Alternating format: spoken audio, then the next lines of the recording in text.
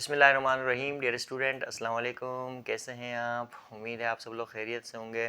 आज हम class 9th mathematics इन text book unit 9 congruent triangles में थ्योरम सॉल्व करेंगे। थ्योरम 9.1.2 बहुत आसान सा थ्योरम है। इस थ्योरम में हमसे कहा गया है if two angles of a triangle are congruent then sides opposite to them are also congruents. तो इस थ्योरम में हमसे ये कहा गया है कि ट्रायंगल के दो एंगल्स कॉन्ग्रुएंट होते हैं तो उन एंगल्स के ऑपोजिट साइड्स भी कॉन्ग्रुएंट होते हैं। तो यहाँ पर हमारे पास ट्रायंगल ABC है जिसमें एंगल B कॉन्ग्रुएंट है एंगल C के। तो हमें ये प्रूव करना है कि एंगल B की अपोजिट साइड AC और एंगल C की अपोजिट साइड AB। तो साइड AB और साइड AC ये दोनों साइड्स भी कॉन्ग्रुएंट होंगी, ये हमें प्रूव करना है। तो देखो ट्रायंगल ABC में इन ट्रायंगल ABC में हमें गिवन है एंगल B कॉन्ग्रुएंट है एंगल C के, और हमें प्रूव ये करना है कि एंगल B की अपोजिट साइड AC और एंगल C की अपोजिट साइड AB ये दोनों साइड्स भी कॉन्ग्रुएंट होंगी, ये हमें प्रूव करना है। यानी AB कॉन्ग्रुएंट होगी AC के, ये हमें प्रूव करना है। अब देखो इन दोनों साइड्स को कॉन्ग्रुएंट प्रूव करने के लिए यहाँ हमें करनी पड़ेगी कंस्ट्रक्शन। किस तरह की कंस्ट्रक्शन? तो यहाँ मैं क्या करूँगा, ड्रॉ करूँगा। क्या ड्रॉ करूँगा? बाइसेक्टर। किसका बाइसेक्टर? एंगल A का बाइसेक्टर। तो मैं यहाँ पर कंस्ट्रक्शन में क्या करूँगा, draw bisector AD of angle A to BC। इस साइड BC तक एंगल A का बाइसेक्टर ड्रॉ करूँगा AD। ठीक है, इस BC तक 8 point D, to BC 8 point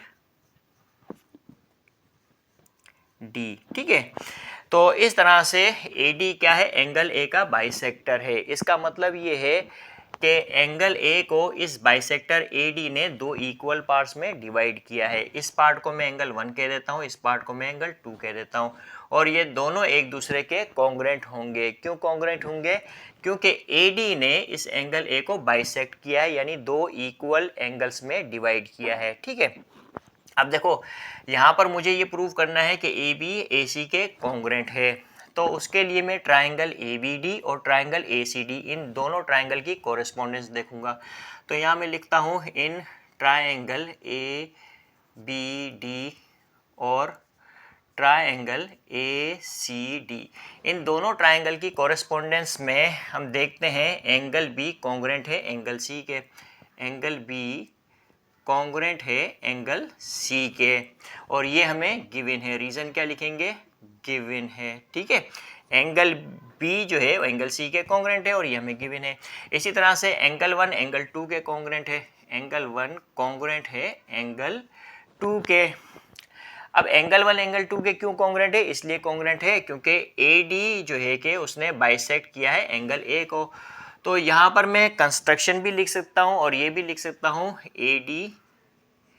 AD bisect angle A। ठीक है, ये रीज़न भी लिख सकता हूँ। इसी तरह से यहाँ लिख लेता हूँ एंगल A। ठीक है, इस तरह से हम देखते हैं ट्रायंगल ABD में AD और ट्रायंगल ACD में भी AD है। तो दोनों ट्रायंगल की कॉमन साइड क्या है? AD है। तो AD कॉन्ग्रुएंट होगा AD के, साइड AD कॉन्ग्रुएंट होगी साइड AD के, क्योंकि दोनों ट्रायंगल में ट्रायंगल ABD और ट्रायंगल ACD दोनों की कॉमन साइड क्या है? AD है। तो यहाँ रीज़न क्या लिखेंगे? Common side AD common to both the triangle.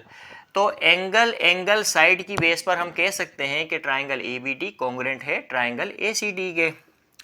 तो ट्रायंगल ABD कॉन्ग्रुएंट है ट्रायंगल ACD के। ठीक है, तो यहाँ पर मैं क्या रीज़न लिखूंगा? Bye angle side. तो एंगल साइड की बेस पर हम कह सकते हैं कि ये दोनों ट्रायंगल कॉन्ग्रुएंट हैं।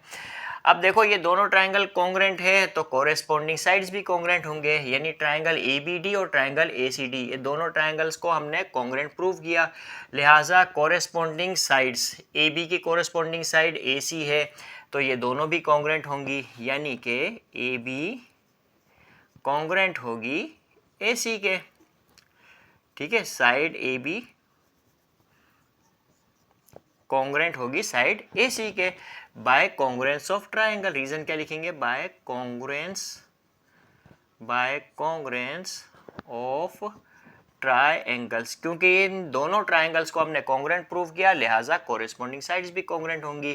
तो इस तरह से हमें यही प्रूव करना था कि ट्राइंगल के दो एंगल्स अगर कॉन्ग्रेंट होते हैं तो उन एंगल्स की जो अपोजिट साइड्स होती हैं वो भी कॉन्ग्रेंट होती हैं।